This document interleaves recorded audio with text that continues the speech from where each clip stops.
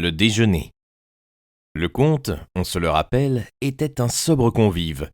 Albert en fit la remarque, en témoignant la crainte que, dès son commencement, la vie parisienne ne déplût aux voyageurs par son côté le plus matériel, mais en même temps le plus nécessaire. « Mon cher comte, dit-il, vous me voyez atteint d'une crainte, c'est que la cuisine de la rue du Helder ne vous plaise pas autant que celle de la place d'Espagne.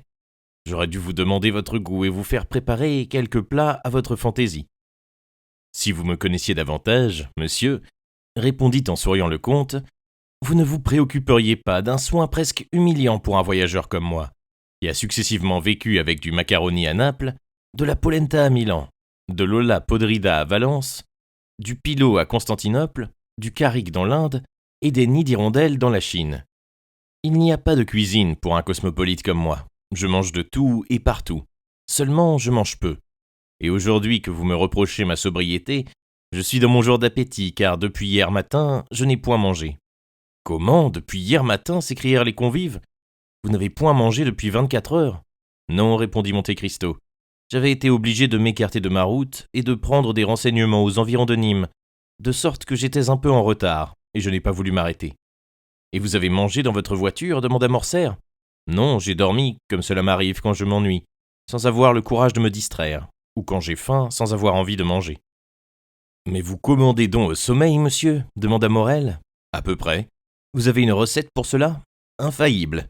Voilà qui serait excellent pour nous autres Africains, qui n'avons pas toujours de quoi manger et qui avons rarement de quoi boire, dit Morel. »« Oui, dit Monte Cristo. Malheureusement, ma recette, excellente pour un homme comme moi, qui mène une vie tout exceptionnelle, serait fort dangereuse appliquée à une armée, qui ne se réveillerait plus quand on aurait besoin d'elle. » « Et peut-on savoir quelle est cette recette ?» demande Debray. « Oh mon Dieu, oui, dit Monte Cristo, je n'en fais pas de secret. C'est un mélange d'excellent opium que j'ai été chercher moi-même à Canton, pour être certain de l'avoir pur, et du meilleur hatchi qui se récolte en Orient, c'est-à-dire entre le Tigre et l'Euphrate. On réunit ces deux ingrédients en portions égales, et on fait des espèces de pilules qui s'avalent au moment où l'on en a besoin. 10 minutes après, l'effet est produit. Demandez à monsieur le baron Franz d'Épinay, je crois qu'il en a goûté un jour. » « Oui, répondit Morcerf. Il m'en a dit quelques mots, et il en a même gardé un fort agréable souvenir. »« Mais, dit Beauchamp, qui en sa qualité de journaliste était fort incrédule, vous portez donc toujours cette drogue sur vous ? » ?»« Toujours, répondit Monte Cristo. »« Serait-il indiscret de vous demander à voir ces précieuses pilules ?» continua Beauchamp, espérant prendre l'étranger en défaut. »« Non, monsieur, répondit le comte. » Et il tira de sa poche une merveilleuse bonbonnière creusée dans une seule émeraude, et fermée par un écrou d'or qui, en se dévissant, donnait passage à une petite boule de couleur verdâtre et de la grosseur d'un pois. Cette boule avait une odeur âcre et pénétrante. Il y en avait 4 ou 5 pareilles dans l'émeraude, et elle pouvait en contenir une douzaine. La bonbonnière fit le tour de la table, mais c'était bien plus pour examiner cette admirable émeraude que pour voir ou pour flairer les pilules, que les convives se la faisaient passer. « Et c'est votre cuisinier qui vous prépare ce régal ?» demanda Beauchamp. « Non pas, monsieur, dit Monte Cristo. Je ne livre pas comme cela mes jouissances réelles à la merci de mains indignes. Je suis assez bon chimiste et je prépare mes pilules moi-même. Voilà une admirable émeraude et la plus grosse que j'ai jamais vue, quoique ma mère ait quelques bijoux de famille assez remarquables, dit Château-Renaud. J'en avais 3 pareilles, reprit Monte Cristo. J'ai donné l'une au grand seigneur, qui l'a fait monter sur son sabre, l'autre à notre Saint-Père le Pape, qui l'a fait incruster sur sa tiare en face d'une émeraude à peu près pareille, mais moins belle cependant, qui avait été donnée à son prédécesseur, Pie VII, par l'empereur Napoléon. J'ai gardé la 3e pour moi, et je l'ai fait creuser, ce qui lui a ôté la moitié de sa valeur, mais ce qui l'a rendu plus commode pour l'usage que j'en voulais faire. » Chacun regardait Monte Cristo avec étonnement. Il parlait avec tant de simplicité qu'il était évident qu'il disait la vérité ou qu'il était fou. Cependant, l'émeraude qui était restée entre ses mains faisait que l'on penchait naturellement vers la première supposition. « Et que vous ont donné ces 2 souverains en échange de ce magnifique cadeau ?» demanda Debray. « Le grand seigneur, la liberté d'une femme, répondit le comte. Notre Saint-Père le Pape, la vie d'un homme. De sorte qu'une fois dans mon existence, j'ai été aussi puissant que si Dieu m'eût fait naître sur les marches d'un trône. »« Et c'est Pépineau que vous avez délivré, n'est-ce pas ?» s'écria Morcerf. « C'est à lui que vous avez fait l'application de votre droit de grâce ?»« Peut-être, dit Monte Cristo en souriant. »« Monsieur le comte, vous ne vous faites pas l'idée du plaisir que j'éprouve à vous entendre parler ainsi, dit Morcerf.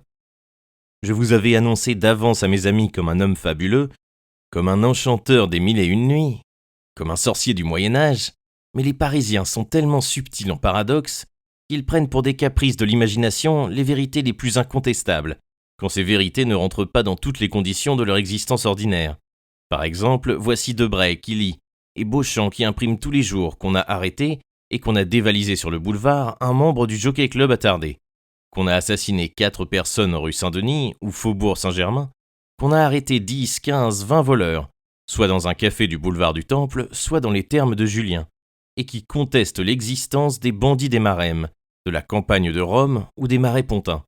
Dites-leur donc vous-même, je vous en prie, monsieur le comte, que j'ai été pris par ces bandits, et que, sans votre généreuse intercession, j'attendrai, selon toute probabilité, aujourd'hui, la résurrection éternelle dans les catacombes de Saint-Sébastien, au lieu de leur donner à dîner dans mon indigne petite maison de la rue du Helder. Bah, dit Monte Cristo, vous m'aviez promis de ne jamais me parler de cette misère. Ce n'est pas moi, monsieur le comte, s'écria Morcerf. C'est quelque autre à qui vous aurez rendu le même service qu'à moi et que vous aurez confondu avec moi.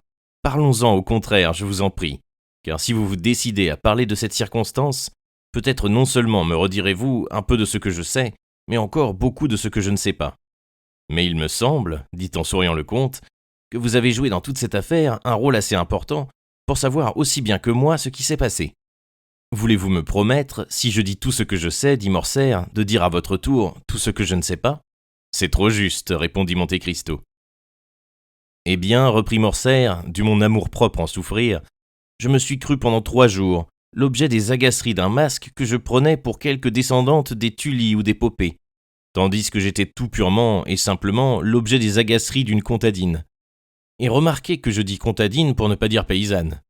Ce que je sais, c'est que, comme un niais, plus niais encore que celui dont je parlais tout à l'heure, j'ai pris pour cette paysanne un jeune bandit de 15 ou 16 ans, au menton imberbe, à la taille fine, qui, au moment où je voulais m'émanciper jusqu'à déposer un baiser sur sa chaste épaule, m'a mis le pistolet sous la gorge, et, avec l'aide de 7 ou 8 de ses compagnons, m'a conduit, ou plutôt traîné au fond des catacombes de Saint-Sébastien, où j'ai trouvé un chef de bandits fort lettré, ma foi, lequel lisait les commentaires de César, et qui a daigné interrompre sa lecture pour me dire que si le lendemain, à 6 heures du matin, je n'avais pas versé 4000 écus dans sa caisse, le lendemain à 6h15, j'aurais parfaitement cessé d'exister. La lettre existe, elle est entre les mains de Franz, signée de moi, avec un post-scriptum de maître Luigi Vampa. Si vous en doutez, j'écris à Franz, qui fera légaliser les signatures. Voilà ce que je sais. Maintenant, ce que je ne sais pas, c'est comment vous êtes parvenu, monsieur le comte, à frapper d'un si grand respect les bandits de Rome, qui respectent si peu de choses. Je vous avoue que Franz et moi, nous en fûmes ravis d'admiration. Rien de plus simple, monsieur, répondit le comte. Je connaissais le fameux Vampa depuis plus de 10 ans, tout jeune, et quand il était encore berger. Un jour que je lui donnais je ne sais plus quelle monnaie d'or, parce qu'il m'avait montré mon chemin, il me donna, lui, pour ne rien avoir à moi, un poignard sculpté par lui, et que vous avez dû voir dans ma collection d'armes. Plus tard, soit qu'il eût oublié cet échange de petits cadeaux, qui eût dû entretenir l'amitié entre nous, soit qu'il ne m'eût pas reconnu, il tenta de m'arrêter. Mais ce fut moi, tout au contraire, qui le pris avec une 12aine de ses gens. Je pouvais le livrer à la justice romaine, qui est expéditive et qui se serait encore hâtée en sa faveur. Mais je n'en fis rien, je le renvoyai, lui et les siens. À la condition qu'ils ne pêcheraient plus, dit le journaliste en riant. Je vois avec plaisir qu'ils ont scrupuleusement tenu leur parole. Non, monsieur, répondit Monte Cristo, à la simple condition qu'ils me respecteraient toujours, moi et les miens. Peut-être ce que je vais vous dire vous paraîtra-t-il étrange, à vous, messieurs les socialistes, les progressifs, les humanitaires, mais je ne m'occupe jamais de mon prochain. Mais je n'essaye jamais de protéger la société qui ne me protège pas. Et je dirais même plus, qui généralement ne s'occupe de moi que pour me nuire. Et, en les supprimant dans mon estime et en gardant la neutralité vis-à-vis d'eux, c'est encore la société de mon prochain qui me doivent du retour. À la bonne heure, s'écria Château-Renaud. Voilà le premier homme courageux que j'entends prêcher loyalement et brutalement l'égoïsme. C'est très beau cela, bravo, monsieur le comte. C'est franc, du moins, dit Morel. Mais je suis sûr que monsieur le comte ne s'est pas repenti d'avoir manqué une fois au principe qu'il vient cependant de nous exposer d'une façon si absolue. Comment ai-je manqué à ces principes, monsieur ?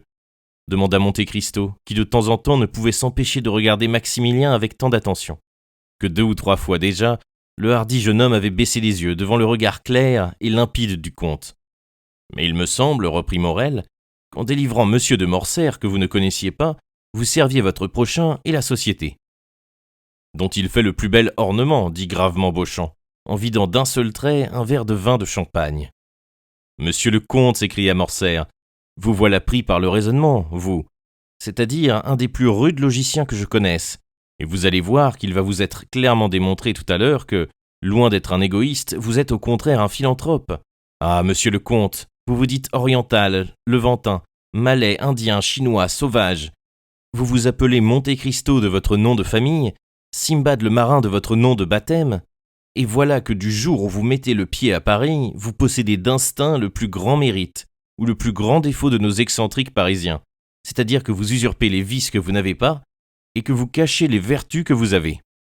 Mon cher vicomte, dit Monte Cristo, je ne vois pas dans tout ce que j'ai dit ou fait un seul mot qui me vaille, de votre part et de celle de ces messieurs, le prétendu éloge que je viens de recevoir. Vous n'étiez pas un étranger pour moi, puisque je vous connaissais, puisque je vous avais cédé 2 chambres, puisque je vous avais donné à déjeuner, puisque je vous avais prêté une de mes voitures, puisque nous avions vu passer les masques ensemble dans la rue du Cours, et puisque nous avions regardé d'une fenêtre de la place del Popolo cette exécution, qui vous a si fort impressionné que vous avez failli vous trouver mal. Or, je le demande à tous ces messieurs, pouvais-je laisser mon hôte entre les mains de ces affreux bandits, comme vous les appelez ? D'ailleurs, vous le savez, j'avais en vous sauvant une arrière-pensée, qui était de me servir de vous pour m'introduire dans les salons de Paris, quand je viendrais visiter la France. Quelque temps, vous avez pu considérer cette résolution comme un projet vague et furtif, mais aujourd'hui, vous le voyez, c'est une bonne et belle réalité, à laquelle il faut vous soumettre sous peine de manquer à votre parole. Et je la tiendrai, dit Morcerf. Mais je crains bien que vous ne soyez fort désenchanté, mon cher comte, habitué aux sites accidentés, aux événements pittoresques, aux fantastiques horizons. Chez nous, pas le moindre épisode du genre de ceux auxquels votre vie aventureuse vous a habitué. Notre Chimborazo, c'est Montmartre, notre Himalaya, c'est le Mont Valérien. Notre grand désert, c'est la plaine de Grenelle. Encore, y perce-t-on un puits artésien pour que les caravanes y trouvent de l'eau. Nous avons des voleurs, beaucoup même, quoique nous n'en ayons pas autant qu'on le dit. Mais ces voleurs redoutent infiniment davantage le plus petit mouchard que le plus grand seigneur. Enfin, la France est un pays si prosaïque, et Paris, une ville si fort civilisée, que vous ne trouverez pas, en cherchant dans nos 85 départements, je dis 85 départements car, bien entendu, j'accepte la Corse de la France, que vous ne trouverez pas dans nos 85 départements la moindre montagne sur laquelle il n'y ait un télégraphe, et la moindre grotte un peu noire, dans laquelle un commissaire de police n'ait fait poser un bec de gaz. Il n'y a donc qu'un seul service que je puisse vous rendre, mon cher comte, et pour celui-là, je me mets à votre disposition. Vous présenter partout, ou vous faire présenter par mes amis, cela va sans dire. D'ailleurs, vous n'avez besoin de personne pour cela. Avec votre nom, votre fortune et votre esprit, Monte Cristo s'inclina avec un sourire légèrement ironique. On se présente partout soi-même, et l'on est bien reçu partout. Je peux donc en réalité vous être bon qu'à une chose. Si quelque habitude de la vie parisienne, quelque expérience du confortable, quelque connaissance de nos bazars peuvent me recommander à vous, je me mets à votre disposition pour vous trouver une maison convenable. Je n'ose vous proposer de partager mon logement, comme j'ai partagé le vôtre à Rome, moi qui ne professe pas l'égoïsme, mais qui suis égoïste par excellence, car chez moi, excepté moi, il ne tiendrait pas une ombre, à moins que cette ombre ne fût celle d'une femme. Ah, fit le comte, voici une réserve toute conjugale. Vous m'avez en effet, monsieur, dit à Rome quelques mots d'un mariage ébauché. Dois-je vous féliciter sur votre prochain bonheur ? La chose est toujours à l'état de projet, monsieur le comte. Et qui dit projet, reprit Debray, veut dire éventualité. Non pas, Morcerf. Mon père y tient, et j'espère bien, avant peu, vous présenter, sinon ma femme, du moins ma future, mademoiselle Eugénie Danglars. Eugénie Danglars, reprit Monte Cristo, attendez donc, son père n'est-il pas monsieur le baron Danglars ? Oui, répondit Morcerf, mais baron de nouvelle création. Oh, qu'importe, répondit Monte Cristo, s'il a rendu à l'État des services qui lui a mérité cette distinction. D'énormes, dit Beauchamp. Il a, quoique libéral dans l'âme, complété en 1829, un emprunt de 6 millions pour le roi Charles X, qui l'a, ma foi, fait baron et chevalier de la Légion d'honneur, de sorte qu'il porte le ruban, non pas à la poche de son gilet, comme on pourrait le croire, mais bel et bien à la boutonnière de son habit. « Ah, dit Morcerf en riant, Beauchamp, Beauchamp, gardez cela pour le corsaire et le charivari, mais devant moi, épargnez mon futur beau-père. » Puis se retournant vers Monte Cristo. « Mais vous avez tout à l'heure prononcé son nom comme quelqu'un qui connaîtrait le baron, dit-il. »« Je ne le connais pas, dit négligemment Monte Cristo, mais je ne tarderai pas probablement à faire sa connaissance. Attendu que j'ai un crédit ouvert sur lui par les maisons Richard et Blount de Londres, Harstein et Esquel de Vienne, et Thomson et French de Rome. » Et en prononçant ces deux derniers noms, Monte Cristo regarda du coin de l'œil Maximilien Morrel. Si l'étranger s'était attendu à produire de l'effet sur Maximilien Morrel, il ne s'était pas trompé. Maximilien tressaillit, comme s'il eût reçu une commotion électrique. « Thomson et French, dit-il. Connaissez-vous cette maison, monsieur ? » « Ce sont mes banquiers dans la capitale du monde chrétien, » répondit tranquillement le comte. « Puis-je vous être bon à quelque chose auprès d'eux ? Oh, monsieur le comte, vous pourriez nous aider peut-être dans des recherches jusqu'à présent infructueuses.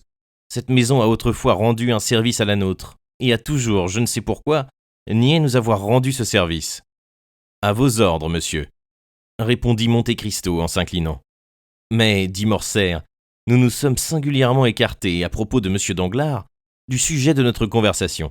Il était question de trouver une habitation convenable au comte de Monte Cristo. Voyons, messieurs, cotisons-nous pour avoir une idée. Où logerons-nous cet hôte nouveau du Grand Paris ? Faubourg Saint-Germain, dit Château-Renaud. Monsieur trouvera là un charmant petit hôtel entre cour et jardin. Bah, Château-Renaud, dit Debray, vous ne connaissez que votre triste et maussade Faubourg Saint-Germain. Ne l'écoutez pas, monsieur le comte. Logez-vous chaussée d'Antin. C'est le véritable centre de Paris. Boulevard de l'Opéra, dit Beauchamp. Au premier, une maison à balcon. Monsieur le comte y fera apporter des coussins de drap d'argent et verra, en fumant sa chibouque ou en avalant ses pilules, toute la capitale défiler sous ses yeux. Vous n'avez donc pas d'idée, vous, Morrel, dit Château-Renaud, que vous ne proposez rien ? Si fait, dit en souriant le jeune homme, au contraire, j'en ai une. Mais j'attendais que monsieur se laissât tenter par quelqu'une des offres brillantes qu'on vient de lui faire. Maintenant, comme il n'a pas répondu, je crois pouvoir lui offrir un appartement dans un petit hôtel tout charmant, tout Pompadour, que ma sœur vient de louer depuis 1 an dans la rue Meslay. Vous avez une sœur ? Demanda Monte Cristo. Oui, monsieur, et une excellente sœur. Mariée depuis bientôt 9 ans. Heureuse ? Demanda de nouveau le comte. Aussi heureuse qu'il est permis à une créature humaine de l'être, répondit Maximilien. Elle a épousé l'homme qu'elle aimait, celui qui nous est resté fidèle dans notre mauvaise fortune, Emmanuel Herbaut. Monte Cristo sourit imperceptiblement. « J'habite là pendant mon semestre, » continua Maximilien, « et je serai, avec mon beau-frère Emmanuel, à la disposition de monsieur le comte pour tous les renseignements dont il aura besoin. » « Un moment, » s'écria Albert, avant que Monte Cristo eût le temps de répondre. « Prenez garde à ce que vous faites, monsieur Morrel. Vous allez claquemurer un voyageur, Simbad le marin, dans la vie de famille. Un homme qui est venu pour voir Paris, vous allez en faire un patriarche. » « Oh, que non pas, » répondit Morrel en souriant. « Ma sœur a 25 ans, mon beau-frère en a 30. Ils sont jeunes, gais et heureux. D'ailleurs, monsieur le comte sera chez lui, et il ne rencontrera ses hôtes qu'autant qu'il lui plaira de descendre chez eux. »« Merci, monsieur, merci, » dit Monte Cristo. « Je me contenterai d'être présenté par vous à votre sœur et à votre beau-frère, si vous voulez bien me faire cet honneur. Mais je n'ai accepté l'offre d'aucun de ces messieurs, attendu que j'ai déjà mon habitation toute prête. »« Comment ?» s'écria Morcerf. « Vous allez donc descendre à l'hôtel ? Ce sera fort maussade pour vous. »« Étais-je donc si mal à Rome ? » demanda Monte Cristo. « Parbleu, à Rome, dit Morcerf. Vous aviez dépensé 50 000 piastres pour vous faire meubler un appartement. Mais je présume que vous n'êtes pas disposé à renouveler tous les jours une dépense pareille. »« Ce n'est pas cela qui m'a arrêté, » répondit Monte Cristo. « Mais j'étais résolu d'avoir une maison à Paris, une maison à moi, j'entends. J'ai envoyé d'avance mon valet de chambre, il a dû acheter cette maison et me la faire meubler. » « Mais dites-nous que vous avez un valet de chambre qui connaît Paris, » s'écria Beauchamp. « C'est la première fois comme moi qu'il vient en France. Il est noir et ne parle pas, dit Monte Cristo. »« Alors c'est Ali ?» demanda Albert, au milieu de la surprise générale. « Oui, monsieur, c'est Ali lui-même, mon Nubien, mon muet, que vous avez vu à Rome, je crois. »« Oui, certainement, » répondit Morcerf, « je me le rappelle à merveille. Mais comment avez-vous chargé un Nubien de vous acheter une maison à Paris, et un muet de vous la meubler ? Il aura fait toutes les choses de travers, le pauvre malheureux. Détrompez-vous, monsieur. Je suis certain, au contraire, qu'il aura choisi toutes choses selon mon goût. Car, vous le savez, mon goût n'est pas celui de tout le monde. Il est arrivé il y a 8 jours. Il aura couru toute la ville avec cet instinct que pourrait avoir un bon chien chassant tout seul. Il connaît mes caprices, mes fantaisies, mes besoins. Il aura tout organisé à ma guise. Il savait que j'arriverais aujourd'hui à 10h. Depuis 9h, il m'attendait à la barrière de Fontainebleau. Il m'a remis ce papier, c'est ma nouvelle adresse. Tenez, lisez. Et Monte Cristo passa un papier à Albert. Champs-Élysées, 30, lut Morcerf. Ah, voilà qui est vraiment original, ne put s'empêcher de dire Beauchamp. Et très princier, ajouta Château-Renaud. Comment, vous ne connaissez pas votre maison demanda Debray. Non, dit Monte Cristo, je vous ai déjà dit que je ne voulais pas manquer l'heure. J'ai fait ma toilette dans ma voiture et je suis descendu à la porte du vicomte. Les jeunes gens se regardèrent. Ils ne savaient si c'était une comédie jouée par Monte Cristo, mais tout ce qui sortait de la bouche de cet homme avait, malgré son caractère original, un tel cachet de simplicité, que l'on ne pouvait supposer qu'il dût mentir. D'ailleurs, pourquoi aurait-il menti ? Il faudra donc nous contenter, dit Beauchamp, de rendre à monsieur le comte tous les petits services qui seront en notre pouvoir. Moi, en ma qualité de journaliste, je lui offre tous les théâtres de Paris. Merci, monsieur, dit en souriant Monte Cristo. Mon intendant a déjà l'ordre de me louer une loge dans chacun d'eux. Et votre intendant est-il aussi un Nubien, un Muet demanda Debray. Non, monsieur, c'est tout bonnement un compatriote à vous, si tant est cependant qu'un Corse soit compatriote de quelqu'un.